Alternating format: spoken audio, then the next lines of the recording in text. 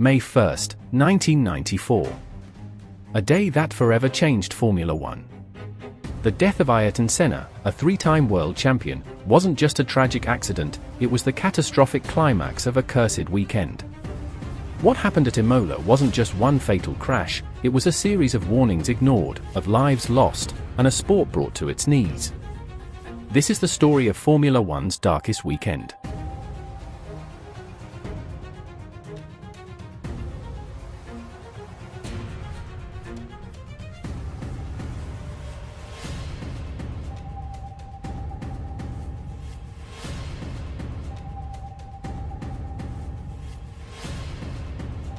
Ayrton Senna da Silva was more than just a racing driver. He was a national hero, a spiritual figure, and to many, the greatest Formula One driver of all time. Born in Sao Paulo, Brazil in 1960, Senna showed incredible talent from an early age. He dominated karting and quickly rose through the ranks of open-wheel racing. By 1984, he had arrived in Formula One. And by the late 80s, Senna was a force of nature. His battles with Alain Prost became legendary. His wet-weather driving was poetry in motion. And his raw speed? Unmatched. Senna won 41 races and claimed 3 world titles, all while carrying the hopes of a nation on his shoulders. Imola. The San Marino Grand Prix. April 29 to May 1, 1994. From the start, something felt wrong. On Friday, young Brazilian Rubens Barrichello crashed violently during practice. His car flew, flipped, and smashed into the barriers. Miraculously, he survived with minor injuries. But worse was to come. On Saturday, during qualifying, Austrian driver Roland Ratzenberger lost control of his Simtek at over 190 miles per hour. He struck the wall head-on. The front wing had failed. The impact was fatal. Senna, deeply shaken, walked the crash site himself. He wept. He spoke to doctors. He even considered not racing. That night, he confided in friends, worried about safety. And before race day, he placed an Austrian flag in his car, intending to raise it in Ratzenberger's honor if he won. But Senna wouldn't finish the race. Sunday. Race day. The start was chaos. JJ Leto's car stalled on the grid. Pedro Lamy, unsighted, crashed into him.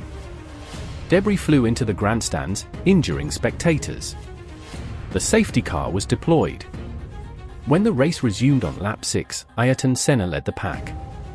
Lap 7 began normally. But as Senna approached the high-speed Tamburello corner, something went wrong. His car left the racing line. Straight off the track. No braking. No steering correction. The Williams slammed into a concrete wall at 233 km per hour. It was a chilling impact.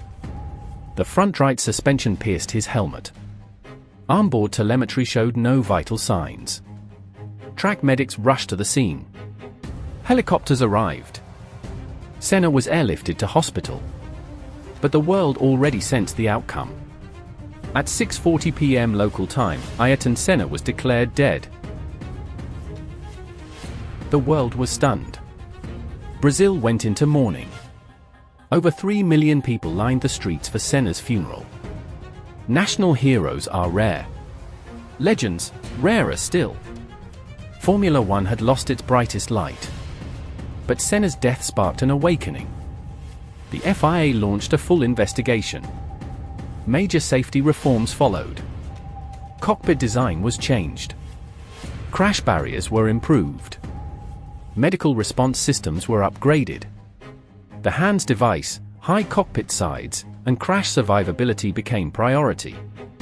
No driver has died during a Grand Prix weekend since.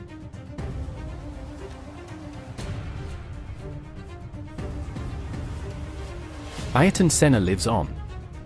In every modern safety rule. In every young driver he inspired. In the lives saved by the changes his death forced upon a dangerous sport. Lewis Hamilton, among others, called him a hero. Drivers still visit Senna's statue at Imola. Fans chant his name. Streets in Brazil still bear his name. His legacy isn't just in records or trophies, but in the soul of the sport. In the belief that speed must be matched by safety. Senna may be gone, but on every track, in every corner, and in every heart that beats for Formula One, he still races. If Ayrton Senna's story moved you, please like this video, subscribe for more racing history, and share your memories or thoughts in the comments. Let's keep the legend alive.